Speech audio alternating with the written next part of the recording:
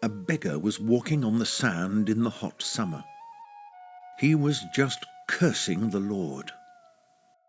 "You have made so much in this creation, and for a poor man like me you don't even have a pair of shoes. I have to walk barefoot."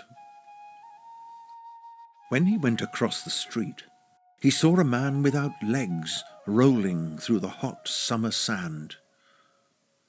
He kneeled down and prayed to the Lord. "Thank God you at least have given me legs so that I can go into the shade." All our worldly problems are comparative. We don't realize what the Lord has given us, how many blessings he has showered on us.